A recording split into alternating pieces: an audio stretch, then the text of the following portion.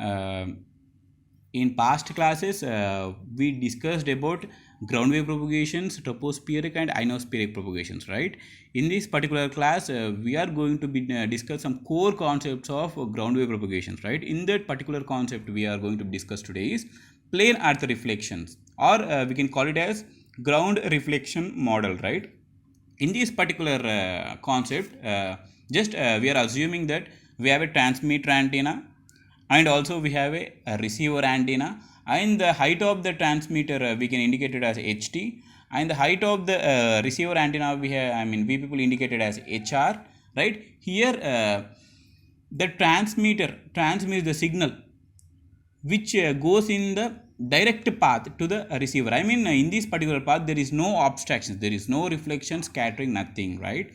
But in the case 2, when we go, when the transmitter antenna transmits signal, but this particular signal is quite reflected from the earth surface, right? And then it goes to the receiver here, right? And also the two antennas are separated by distance d, right? That's what we have written in this particular sentence, right? The signal is transmitted from the transmitter antenna to receiver antenna in trace of direct path and a reflected path, right? And both the antennas is in line of sight to each other, both the antennas is in line of sight to each other.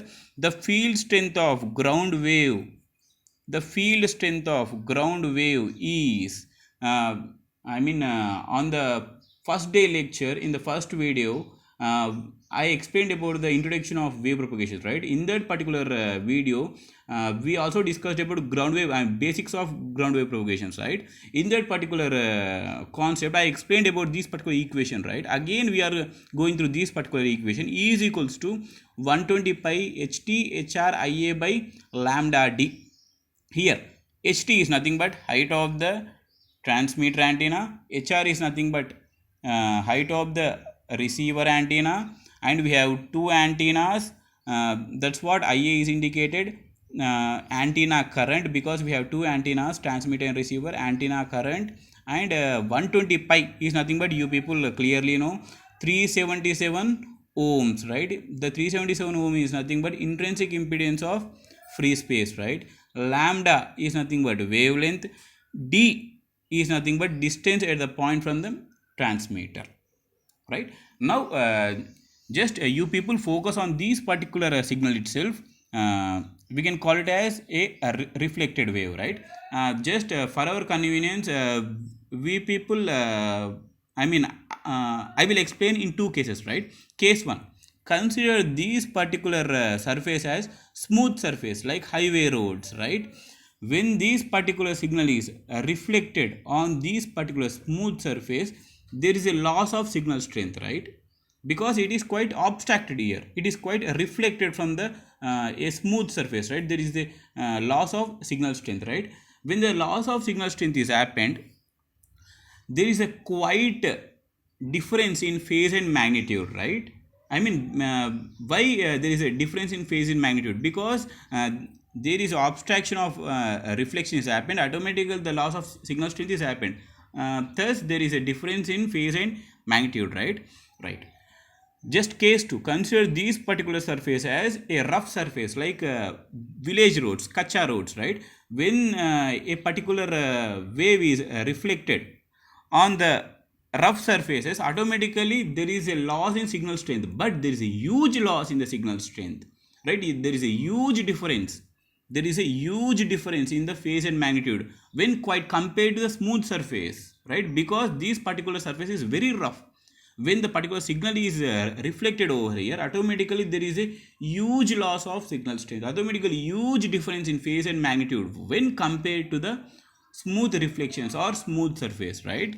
That's what we people are written here, right? The reflected wave differ in phase and magnitude for a smooth earth surface, right? There is a quite there is a reflected wave quite differing in phase and magnitude because there is a loss of signal strength is happened, right? However, for a rough earth surface of a reflected wave tends to get reduced tends to get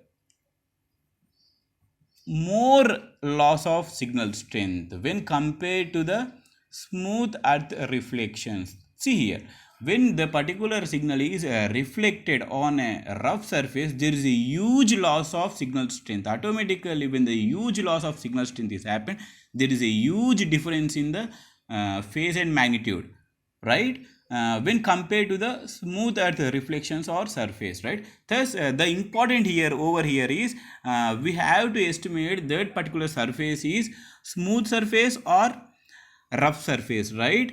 Thus it becomes necessary to measure the roughness of the earth surface. For this particular thing, we have a equation to measure the roughness of the earth surface. R is equals to 4 pi sigma sin pi by lambda. Here R is nothing but measure of roughness, because these R or these particular formula headed by R, these R is estimating the roughness estimation, right? That R is nothing but measure of roughness, and pi is nothing but angle of incident. What we quite indicated here, this particular angle we noticed with phi, right? Automatically here phi is nothing but angle of incident, lambda is nothing but wavelength. Here, depending upon the value of R, the surface can be considered either a smooth or a rough surface, right? Yeah, exactly, because this particular formula is headed by R. Automatically the smooth or roughness of this particular surface is quite depends upon the value of R itself, right? When the value of R is less than 0.1, the surface is considered as a smooth surface, right? If the value of R can be greater than 0.1, then the surface is considered to be rough surface. That's it. Thank you.